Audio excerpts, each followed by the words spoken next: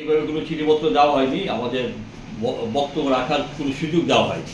অতীতে যখনই finance commission এসছে আমাদের কর্মচারী সংগঠনগুলি মানে আমরা সহ অন্যান্য সংগঠনগুলিতে তাদের বক্তব্য রাখার সুযোগ দেওয়া হতো। এইবারই সেই সুযোগটা থেকে আমরা বঞ্চিত হয়েছি, এতে আমরা বিস্মিত। তবে আমাদের বক্তব্যটা যাওয়া উচিত বলে আমরা মনে করি। আমরা ভাবছি আমরা ডাইরেক্টলি ফিনান্স কমিশনের সেক্রেটারির কাছে নিউ দিল্লিতে আমাদের যে বক্তব্য সেটা আমরা জানিয়ে দেব মেমোরেন্ডামের আকারে। এই হচ্ছে আমাদের এখনকার ভাবনা চিন্তা। আমাদের যে বক্তব্য সেটা হচ্ছে মূলত সেন্ট্রাল যে রেভিনিউ, সেই রেভিনিউর 50% ডিস্ট্রিবিউশন সেন্ট্রাল এবং স্টেটের মধ্যে। এটা অনেক পুরানো দাবি। ভারতবর্ষের বিভিন্ন রাজ্য সরকারগুলি, বিভিন্ন রাজনৈতিক দল, বিভিন্ন সংগঠন এই দাবিতে তাদের বক্তব্য বা তাদের দাবি জানিয়ে আসছে। একটা সময় তো ছিল 78-32 শেয়ার ডিস্ট্রিবিউশন, খুব সম্ভবত 12 ফিনান্স কমিশন এটা 58-42 এরকম করেছিল। পরবর্তী সময় আমরা দেখলাম যে 15 ফিনান্স কমিশন, যেটি গত যে ফিনান্স কমিশন এটাকে আবার ডাউনওয়ার্ডস 1% ডাউনওয়ার্ডস করে 59-41 করে দিয়েছে। স্টেট শেয়ারটা 41% করেছে। কাজী এই জায়গাতে আমরা 50-50 শেয়ার ডিস্ট্রিবিউশন আমরা ডিমান্ড করছি।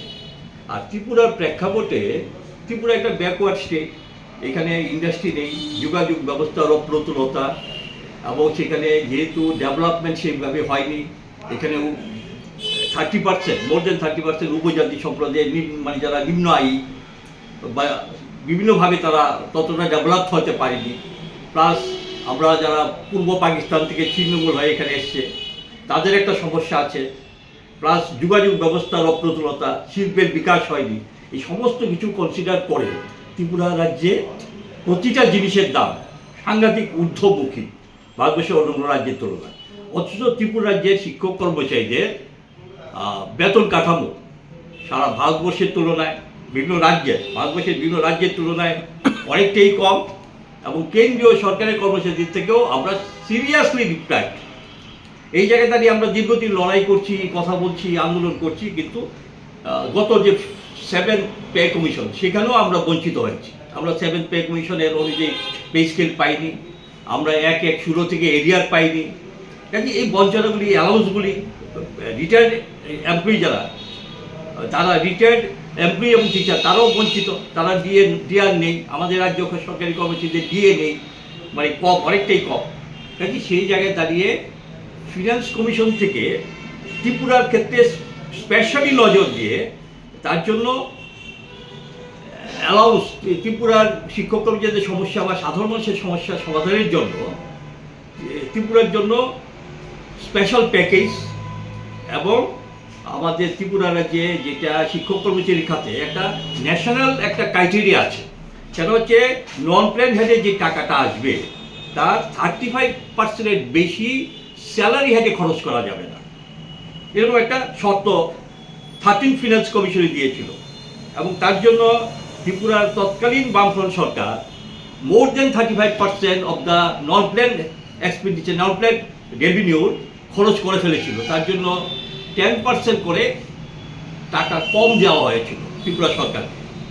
কাজে এই ক্ষেত্রে আমাদের বক্তব্য হচ্ছে সারা ভারতবর্ষের ক্ষেত্রে যাই হোক না কেন, ত্রিপুরার যে পার্সেন্টেজ অফ এমপ্লয়ি, শিক্ষক কর্মচারীর সংখ্যা জনসংখ্যার অনুপাতে বেশি, এটা একটা ঐতিহাসিক কারণেই বেশি। কাজে সেই জায়গায় এই বিষয়টাকে কনসিডারেশনে রেখে ওই যে 35% বা 30% যে নন প্ল্যান হেডের 35% বেশি শিক্ষক কর্মচারীর স্যালারি অ্যান্ড ওয়েজের জন্য ব্যয় করা যাবে না, সেই শর্তটা ত্রিপুরা রাজ্যের ক্ষেত্রে অন্তত প্রয়োগ করা ঠিক হবে না। সেই ক্ষেত্রে 16 ফিনান্স কমিশন যাতে একটু ব্যাপারটা খেয়াল রাখে, সেইভাবে শর্ত চাপিয়ে দিলে ত্রিপুরা রাজ্যের নতুন নিয়োগ বা শিক্ষক কর্মচারীদের, ত্রিপুরা রাজ্যের শিক্ষক কর্মচারীদের সমস্যাগুলি সমাধান করা রাজ্য সরকারের কাছে কঠিন হয়ে যাবে। কাজেই আমরা এই জায়গাটা একটা দাবি করছি।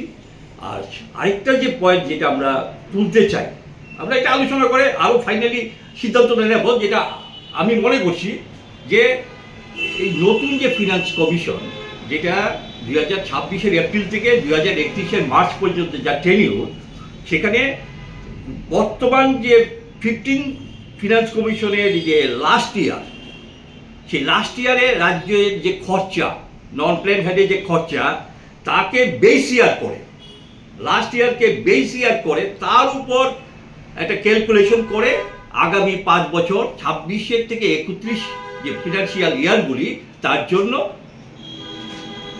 বরাদ্দ ঠিক করা। আমরা দেখেছি গত কয়েকটা ফিনান্স কমিশনে যে ফার্স্ট ইয়ারকে বেস করা, মানে লাস্ট ফিনান্স কমিশনের যে টেনিউর তার যে ফার্স্ট ইয়ার, সেটাকে বেস ইয়ার ধরে রিকমেন্ডেশন হয়েছে।